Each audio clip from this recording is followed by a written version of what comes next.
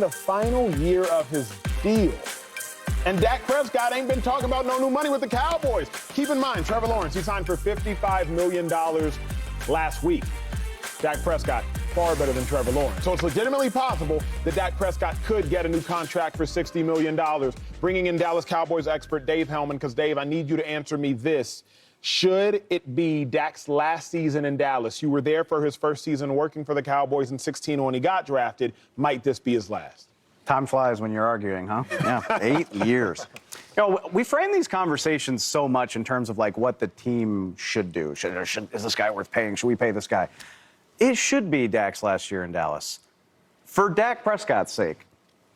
For Dak Prescott, I am ready to see this experiment end. I'm ready to see something new. I would love for this to be Dak's last year in Dallas, and he can go somewhere that, A, doesn't make him fight so hard for his money every single time he's up for a contract.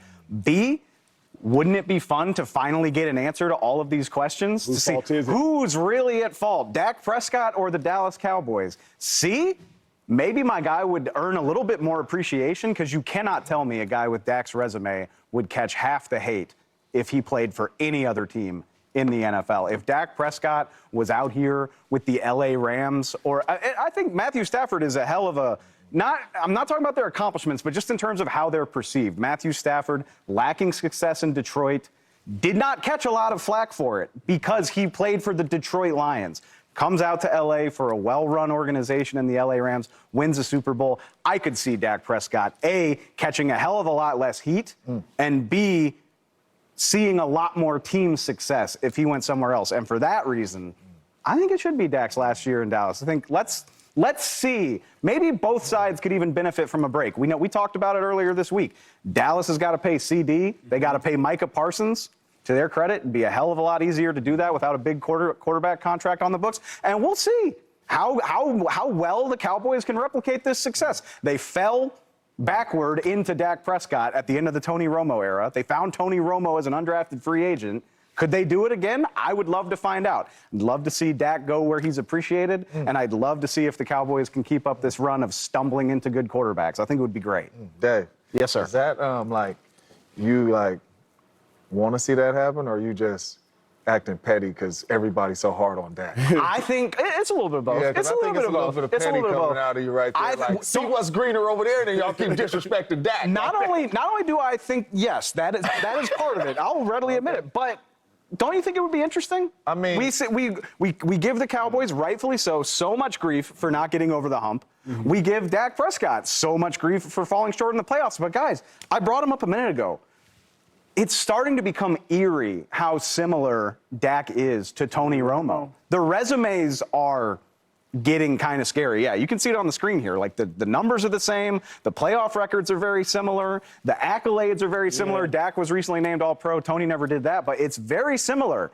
And you know what? And sorry, not to cut you off, Shady, but when Tony was the quarterback, it was this same song and dance of if they could only get a quarterback who could win in the clutch. What are the odds that they have done this twice in a row? I know. Or maybe it's more than just the quarterback. Like, maybe there's more to it than all this. There's more. Stuff you want to see. I would love to see Tony Romo with this type of roster, the Cowboys, the last 2 years. Tony Romo's been on 13-win teams before. That's not what I said. With seven different Pro Bowlers, Hall of Famers on his roster. I would love to see Tony Romo with these type of talented Cowboys team. Tony Romo played with DeMarcus Ware, Terrell Owens, Jason Witten. Keep going. Yeah, keep going. Is that not plenty good enough? First of all, no disrespect to T.O., because T.O. was phenomenal. He was a little older when he got over there. He actually never got to play with him. A little older. Okay, and then Ware was phenomenal. But look at that whole defense, though. You got all-pro corners. The backups was all-pros we didn't even know about. We didn't know Bland was that good. Did you? I didn't know. I didn't know, sir. Oh, you got hurt? Cool. We got another all-pro waiting to go. Stephon Gilmore, former Defensive Player of the Year. Don't make me do this, though. You're not sitting up saying that this roster right here today, the players they have, is just as good as the Tony Romo roster. We're not doing that, are we? We're not doing that. Tony Romo has played on comparable teams. Should it be Dak's last season? I'm going to say it should be his last year, just because I just think that, like, Dave has a point. Whose fault is it, right? Is it the Cowboys' fault that we can't get over the hump? Is it Dak Prescott's? I think it's more Dak's than anybody's. And I feel like now, look, man, I'm tired of fighting for my money. I'm tired of being blamed. And then on the other side with the Cowboys, like, look, man, we tired of paying you all this money and loading you up with all these great rosters, all these great players. 7, 8, or was it 9 All-Pro? What was it? A lot. 8, 9 All-Pro? I don't know what it was, Dave. Fewer now. 7, 8 All-Pros on one team. So it's like, yo, for our job, we gave you your money and we gave you All-Pro and great rosters. What have you gotten us? Some good regular season games, couple good wins. So my thing is, yes, Dave, you are right. It's time for him to go. That feels so good. now we get to the postseason, right?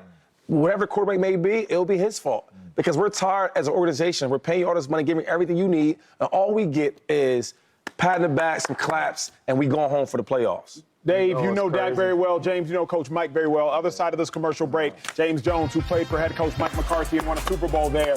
I want you to weigh in. Should this be Dak Prescott's last season in Dallas? Dave loves him some Dak. I don't know. 12 wins with Dak. So now you going out there searching for another quarterback. You don't know what you're going to get out there. A lot of people think it's just easy to find a quarterback. You do not know what you're going to get out there. We are talking about dudes that get paid in Trevor Lawrence, in Deshaun Watson. We talking about Tua breaking the bank. You know who better than all them? Say it. Dak Prescott. That's right. And he has showed the world that. I don't care how many playoffs he wins. My dog Shady says it all the time. Who really winning Super Bowls? So that means everybody losing in the playoffs. You may have a couple more wins than that, but everybody's losing in the playoffs. And I understand Dak has not delivered in the biggest moments. That is understandable. Yep. But a lot of these other quarterbacks ain't delivered in the biggest moments neither, and they got bread. And whatever ones you want to talk about, the Trevor Lawrence, the Justin Herberts, the Tuas, we just watched Tua last year give up a 5-game lead, something like that, to Josh Allen, whose team was struggling and lost the division title. Add into that they don't catch as much hate as Dak Prescott does. They absolutely don't. But that comes with the star on the helmet. I don't mind that. Thank you. But Dak Prescott is better than all those dudes, and we're talking about not paying him because he doesn't deliver in the playoffs. I was thinking about this earlier today. Is maybe we're thinking about this in the wrong way. Is Dak Prescott in theory better than a lot of them dudes, and is he better than a lot of question marks? Yes. But you don't know if Dak Prescott lacks what another quarterback might give you in the it factor. I think about Eli Manning. Eli, I don't think was as good as Donovan McNabb. I don't think so. I don't. Eli was clutch, though. He was clutch. Nick Foles was not as good as Dak Prescott. Nick Foles, way more clutch, though. So is there a quarterback out there who might only win 10 games in the regular season instead of 12? But at least come playoff time, he won't lay an egg versus the Niners twice. He won't lay an egg versus the Packers. At least come playoff time, maybe he'll step up and do things that Dak Prescott doesn't necessarily do. Because I'm with y'all. Is Dak Prescott a great regular season quarterback? Yes. Will it be hard to find a quarterback that can duplicate 12 wins in 3 consecutive seasons? Absolutely. But I'm just hoping maybe there is the next Joe Flacco, the next Nick Foles, the next quarterback out there who got it back. And that sounds crazy to even say that you want them on your team over Dak Prescott. Like, it's Super Bowls. Bruh, it's been 30-something years since they've been to a conference game. Yes, sir. And how many years Dak been there? 8. So it's bigger than Dak, too, because we just talked about Tony Romo being a better quarterback than Dak. But it's 25% and I agree. of Dak's fault. You know what I'm saying? Dak got 25% of that 30-year Dak Prescott is a winner, too. Dak Prescott is at least going to get you there, and a lot of these quarterbacks is making money from getting you there. You know what I'm saying? Some of them making money, and they don't even get you there.